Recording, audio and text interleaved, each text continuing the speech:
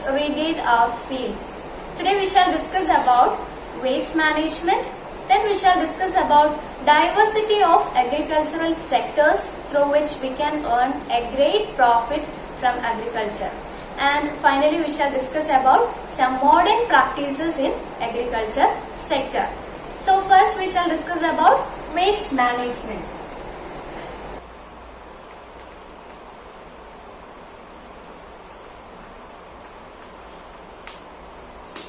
So children, we know that in agricultural field also there will be a huge waste after harvesting and all, isn't it? So these are organic waste and we need to remove it from our field, otherwise we can't cultivate the next set of crops, isn't it? So which are those methods we can adopt for a proper waste management? So in last class we already discussed about sustainable agriculture. Then what do you mean by sustainable agriculture?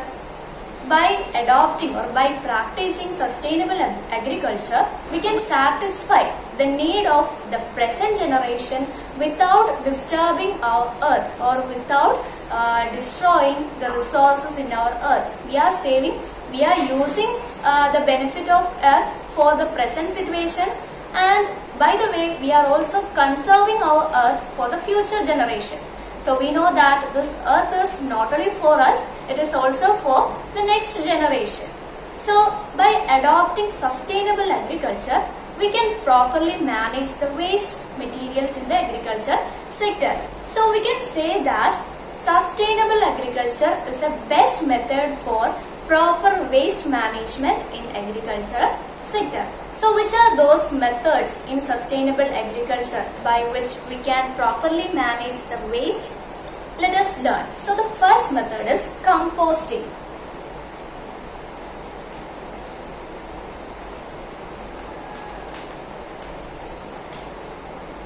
So you may be familiar with the term composting. This is the most familiar term, composting. So what do you mean by composting? Composting is an aerobic method, which means it takes place with the presence of air.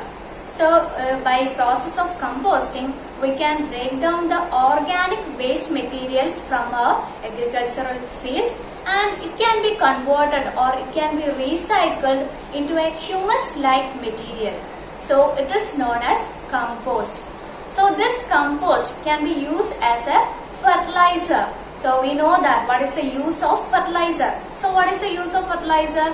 Fertilizers are used for growth of plants, for increasing or improving the growth of plants. So by the process of composting, we can convert the waste materials into a useful product, which means by composting process we are converting the waste materials from agricultural field into a useful product, and that is into fertilizer. So composting is the best method which we can use for converting the waste materials into a useful form. Then the next method of waste management is biogas production.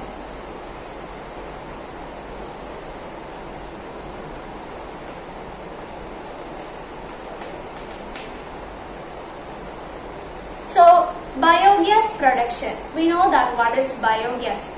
Some of you may have biogas plant in your home, isn't it? And you may be knowing more about biogas plant and all. So what is biogas? Biogas is a mixture of gases. So which is formed, these gases are formed by the breakdown of organic materials in the absence of air. So we already studied that composting is taking place in the presence of air, but biogas production is taking place in the absence of air. So we can call it as an anaerobic process. Biogas can be produced from agricultural waste, then plant waste, food waste, sewage waste, green waste. From all these waste we can produce biogas. So from here we are converting the waste materials from our farm or from our field into a useful product, that is biogas. So what is the use of biogas? We know that we can use this biogas as a fuel in our kitchen for cooking food items. Then the next method of waste management is fodder production. Fodder production.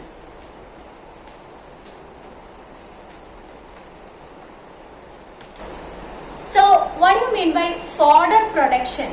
Fodder means food production.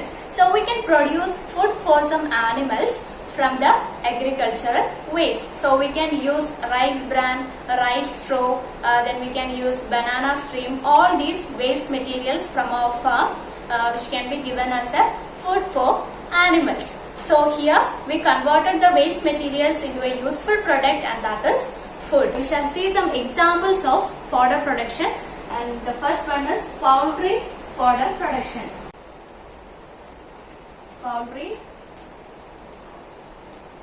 So poultry fodder production. So what do you mean by poultry or poultry farm? It is a farm of chicken, geese, then ducks and all. So we can produce poultry food. Food for poultry can be produced from the agricultural waste materials. So how?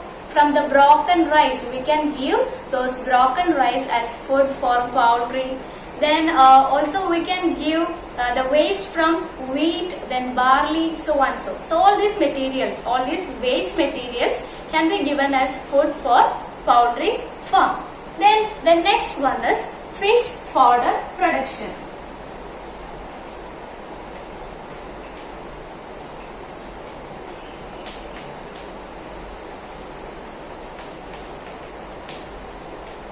So fish fodder production.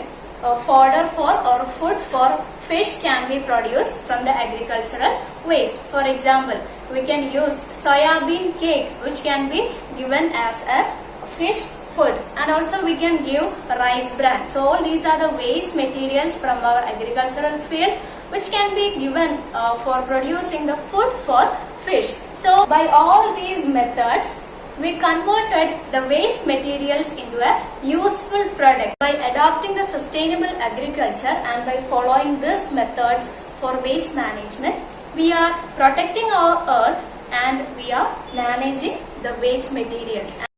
So children, till now we discussed various methods for having a profitable farming, or how to improve the production in agricultural sector by adopting various scientific methods, isn't it?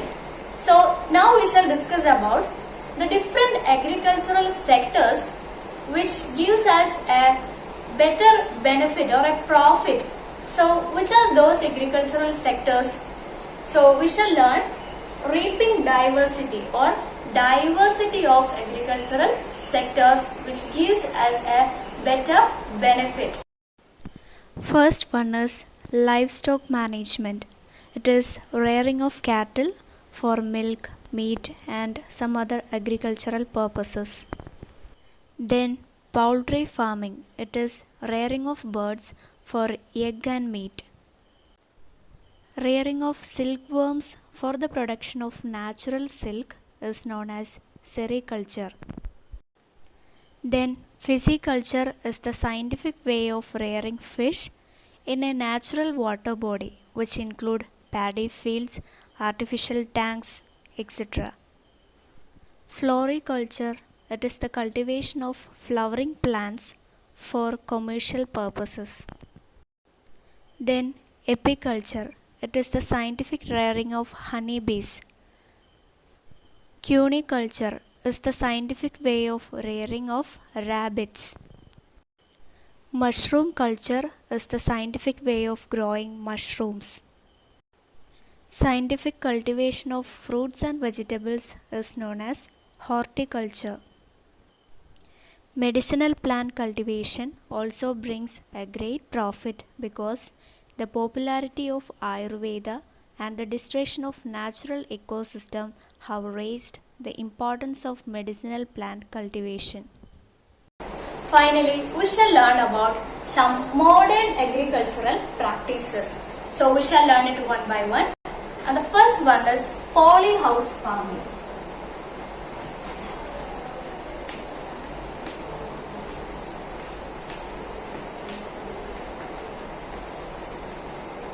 Have you heard the term polyhouse farming before?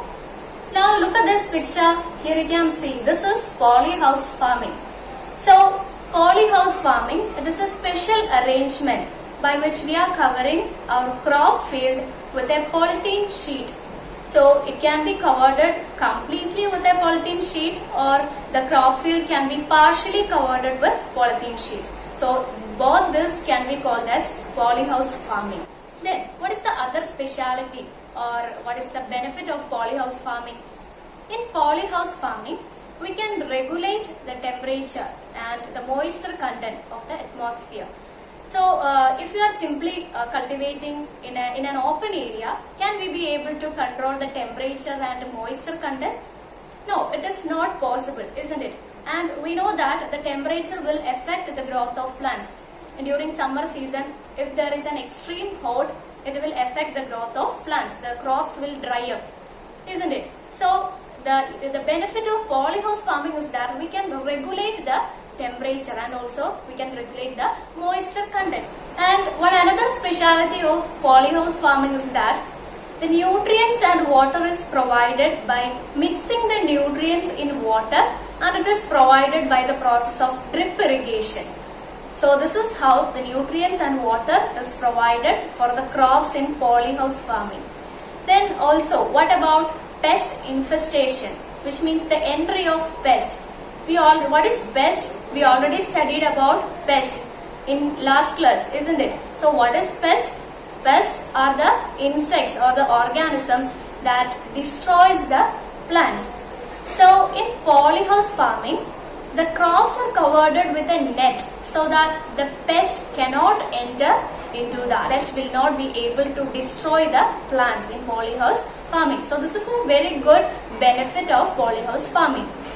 Then what is the great benefit that we get by adopting or by practicing polyhouse farming? It is very beneficial than simply cultivating in an open area.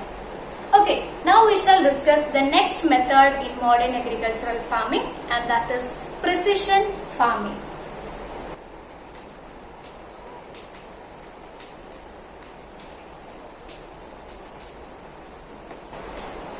So, what do you mean by precision farming? Precision farming is totally a scientific method of farming. So, in this, we will be constantly checking the availability of nutrients in the soil, then the quality of soil, then the pH content of the soil, then the availability of moisture content in the air, so and so. We are constantly checking the quality of soil and all other factors associated with farming. And also we are taking only good quality or high yield crops for cultivating. So this is totally a scientific method of farming, and that is precision farming.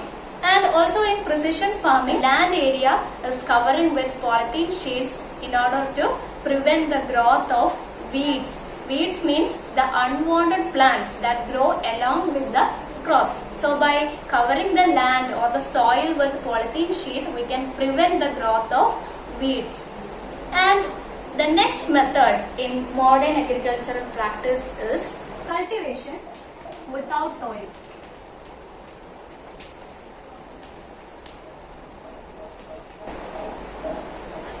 So cultivation without soil. Are you wonder to hear this? So science also studied the method for cultivating without soil. We can cultivate without soil. The soil is not a required factor. So how it is possible? There are two methods by which we can cultivate without soil. And the first one is hydroponics and the next one is aeroponics. So we shall learn both.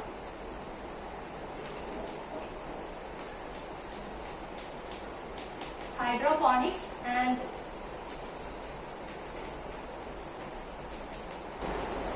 so what do you mean by hydroponics? In hydroponics, we are growing the plants in a nutrient solution. We are making a solution with nutrients which are essential for the growth of plant, and we are growing these plants inside this nutrient solution. So such method of farming is termed as hydroponics. So in this picture you can see that the plants are growing inside the nutrient solution. And the next one is aeroponics. Then what is the difference of aeroponics from hydroponics? See this picture. here you can see the roots of plants are growing into air, and the nutrients are provided by spraying, by mixing the nutrients in water or making a nutrient solution, and just we are spraying it over the roots in aeroponics farming. So these two methods are the farming methods without using the soil. So which are the modern agricultural practices that we discussed here? One is polyhouse farming, the next one is precision farming, and the last one is cultivation without soil. And in cultivation without soil there are two methods. The first one is hydroponics and the next one is aeroponics. Then what are the advantages of modern agriculture farming? So here are the list of advantages of modern agriculture farming. So let us learn it one by one. The first one is increased production. We know that by adopting modern agricultural practices, the production is very much higher than a normal method of farming. Then control pests and weeds. So there are several techniques in modern agricultural practices. There are several techniques for controlling the pests and weeds. So if we are going for a normal crop cultivation, we cannot predict whether it will be a loss or it is a benefit. So it is our luck. It will be based on our luck. But if we are going for a modern agriculture practice, we can control the pests and weeds properly so that we will get a benefit from our farming. Then the next one is adverse climate. So by adopting modern agricultural practice, we can overcome or we can withstand the changing climate. So we know that nowadays our climate is always changing. We cannot predict how it is going to change. So in such situation, for example, we studied that in polyhouse farming, we can regulate the temperature and the moisture content. So by this way, we can withstand the adverse climatic changes. Then the next one is wastage of water is controlled. So the drip irrigation method is a modern agricultural practice. By adopting drip irrigation, we can prevent the wastage of water so that we can conserve the water for future generation. Then the next one is overcome changes in the soil. We know that sudden changes in the soil, just like pH, then the availability of nutrients in the soil, all these can affect the growth of plants. But by adopting modern technologies such as hydroponics, aeroponics, all these are the methods that helps to overcome the changes or the sudden changes in the soil. And the last one is gain profit by less expense. So while comparing with the normal agriculture method, we are simply wasting money. But if we are in modern agricultural practice, if we are investing money for something, it is beneficial. It is not a loss, but it is beneficial, and also we will get a great benefit from the crops. So these are the advantages of modern agricultural practices. So we should adopt all these methods for having a better production or a better profit in our agriculture.